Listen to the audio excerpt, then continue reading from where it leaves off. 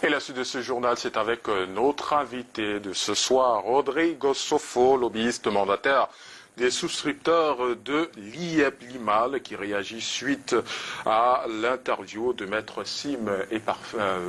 Maître Émile Parfait-Sim sur les antennes de Canal 2 International. Bonsoir, Rodrigo Sofo. Bonsoir. Alors, première question, quels sont les objectifs de l'exercice de ce droit de réponse? Sur votre antenne la semaine dernière, nos mandataires, ils sont une centaine de plus de 10 nationalités en Amérique du Nord, Canada, États-Unis, en Europe, Suisse, Belgique, Allemagne, Angleterre, en Afrique, Côte d'Ivoire, Bénin, certains au Cameroun qui se sont sentis insultés, offensés, diffamés par des propos qui ont été tenus sur votre plateau par le gérant de GIT, Global Investment Trading. Et il a été important pour ses souscripteurs, pour l'opinion et pour les autres, qu'on restitue un peu les petites libertés qui ont été prises ici avec la réalité des faits, qu'on porte quand même à l'attention de vos téléspectateurs et du public. La souffrance est profonde que subissent, que vivent au quotidien chacun et chacune de ces souscripteurs aujourd'hui sans dessous, qui vivent, qui traversent des drames humains, des drames sociaux et familiaux, parce qu'il y en a qui ont souscrit à ce produit sans informer, sans l'aval de leur conjoint, et qui aujourd'hui, face au scandale, sont obligés de le révéler. Des drames financiers avec des gens qui ont pris des emprunts pour aller souscrire à ce projet qu'ils trouvaient mirobolant et qui aujourd'hui font face à des procédures de recouvrement forcé.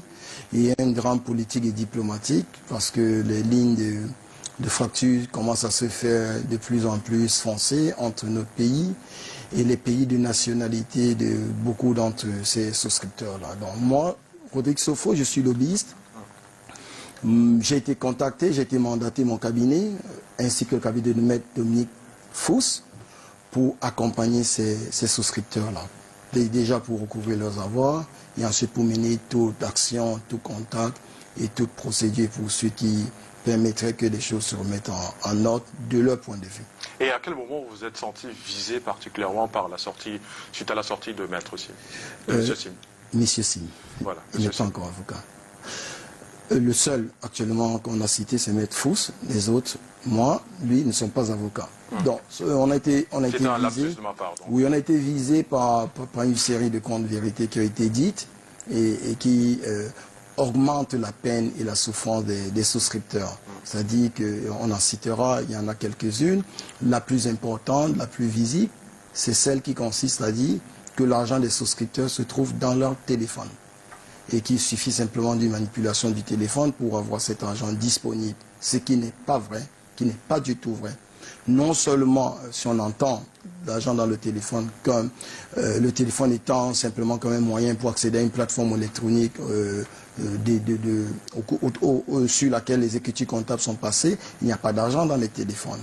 Parce que pour que cet argent existe et soit visible dans le téléphone, il faut qu'elle soit convertible en une monnaie fiduciaire ou autre, qu'elle soit disponible et qu'on puisse y accéder.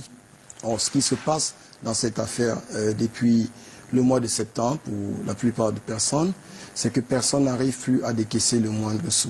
La chef de file de nos clients, Madame Saline Sama, a mis dans ce projet un peu plus de 140 000 $ et n'a jamais réussi à retirer le moindre sou. Quand on vient déclarer sur votre plateau que les retraits se font normalement, que l'argent se trouve dans le téléphone, il y a un problème. C'est le premier point de compte vérité qu'il était important de souligner avant d'envisager les autres. Alors, M. Sim expliquait sur ce plateau que le système en place était un peu obsolète et qu'il était en train de mettre sur pied un nouveau système pour que les souscripteurs rentrent en possession de leurs gains. Est-ce que vos clients ont un problème avec le passage du LIMO 1.0 à LIMO 2.0? Le contrat qui existe entre GIT et nos clients, il est simple. C'est un placement. Nos clients placent de l'argent qui qui a un rendement garanti à l'année sur 52 semaines. Et ils ont une possibilité chaque mois de procéder au retrait d'une partie du rendement de ce placement. D'ailleurs, M. Sim, dans les vidéos et les outils promotionnels qui ont été mis à disposition, leur disait qu'il garantissait, lui, le risque. Il assurait et il garantissait le risque. Donc, aucun de nos clients n'a souscrit pour aller faire, comme on dit au quartier, le Ndjambo. Ils ne font pas de l'auto. Ils sont allés mettre de l'argent sur la base d'un contrat qui les garantissait qu'ils retiraient de l'argent au fur et à mesure. Le passage de ce que monsieur le gérant de GIT appelle l'IMO 1 à la phase LIMO 2 est déjà en lui-même un problème. C'est un changement unilatéral des causes d'un contrat. Quand nos clients sont allés placer leur argent, déposer leur argent chez l'IEB Lima, pas virement bancaire ou en espèces, il n'était jamais question pour eux d'aller trader sur le marché des exchanges.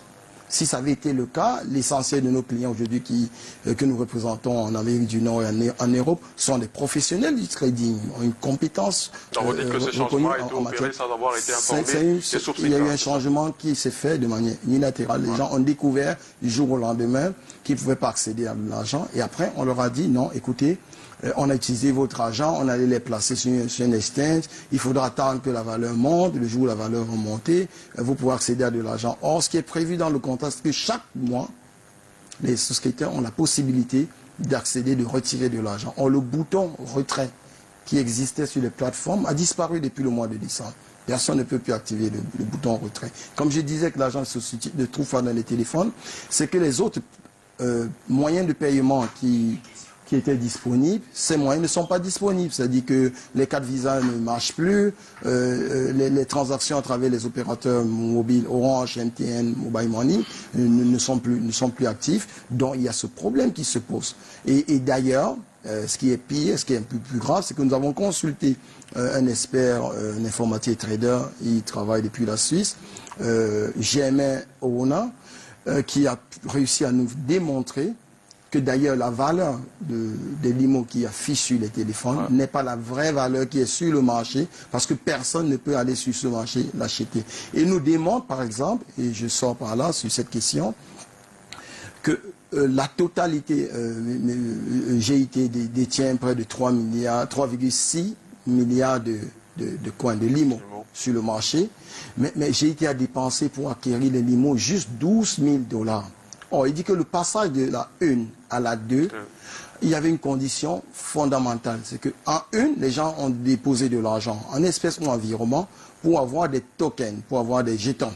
Pour transiger, passer de ces jetons à des valeurs qui peuvent être négociées, il était indispensable de reprendre de l'argent qui avait servi d'acheter les jetons, de racheter les limos sur le marché pour que ces limos aient une vraie valeur. Or, aujourd'hui, les limos qui sont sur le marché n'ont aucune valeur, qui font que, aujourd'hui, il dit qu'au maximum, on ne peut pas faire des transactions sur plus de 9 400 $ aujourd'hui de manière disponible. En quelques mots, juste en quelques mots avant de ressortir, Monsieur Sim demandait à ses souscripteurs un peu de patience pour que les limocoins gagnent en valeur. Qu'est-ce que vous entendez faire en ce moment-là, pendant ce temps? En quelques mots. Ces souscripteurs, nous ne sommes pas le gouvernement du Cameroun, nous ne sommes pas la COSUMAF, nous ne sommes pas la BEAC, nous représentons nos clients. Nos clients nous ont saisis parce que nos clients tiennent à ce que leur argent leur soit restitué. Les autres qui ont pris des libertés avec la réglementation, avec la force de l'État, avec la surveillance des transactions et des opérations qui ont lieu sur un territoire, assumeront le moment venu leur responsabilité. Quant à nous et nos clients, nous sommes déterminés. Ceux qui me connaissent savent que je n'abandonne jamais des causes. Ceux qui connaissent Maître Fous le savent. Et moi, j'ai eu le temps de découvrir également nos clients, Sabine, Arthur, Chemin, des gens totalement déterminés. Donc, nous allons nous faire rembourser. La seule chose que M. Sim devrait faire, si effectivement ces 3,6 milliards de dollars, de limos sont disponibles, il doit vendre une partie de ces limos et désintéresser nos clients qui demandent autour de 2,5 milliards. Merci beaucoup Rodrigue Sofo. Je rappelle que vous êtes lobbyiste mandataire des souscripteurs de l'IEB Lima. Merci d'être passé sur le plateau de Canal B International et on poursuit ce journal avec de la réclame.